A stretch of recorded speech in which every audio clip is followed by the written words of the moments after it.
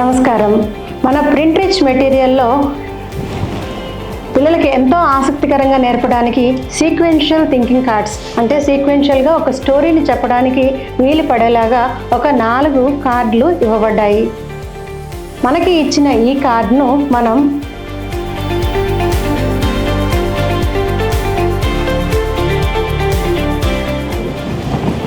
ఈ విధంగా కత్తిరించుకోవాలి.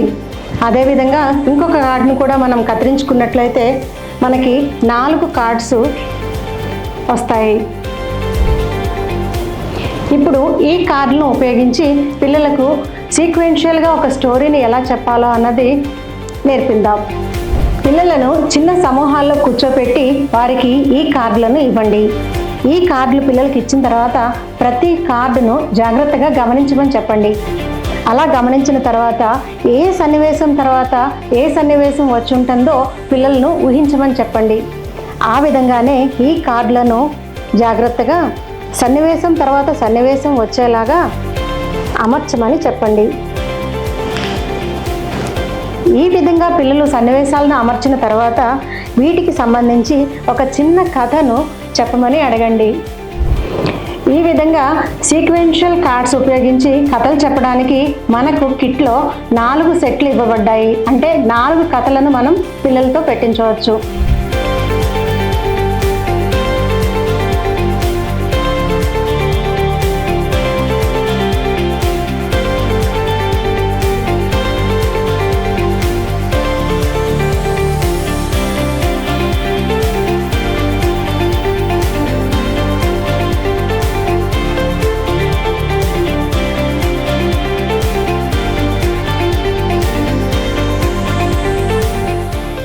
సమూహాలుగా చేసిన పిల్లలకు ఈ కార్డులను ఇచ్చి వారిని సీక్వెన్స్లో అమర్చి కథను చెప్పమని ప్రోత్సహిద్దాం.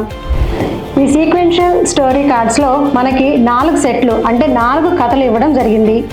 ఈ 4 కథలకు సంబంధించిన కార్డులను మనం పిల్లలకు చిన్న సమూహాలుగా చేసి వారికి ఇచ్చి వారిని ఆ కార్డులు సీక్వెన్షియల్ ఆర్డర్లో పెట్టించి చిన్న కథలను చెప్పించడానికి ప్రోత్సహిద్దాం. ఈ కార్డులు ఇచ్చే ముందు వీటిని ఖచ్చితంగా కట్ చేయడం మాత్రం మర్చిపోవద్దు. ఈ విధంగా కట్ చేసి మనం పిల్లలతో కథను చెప్పిద్దాం.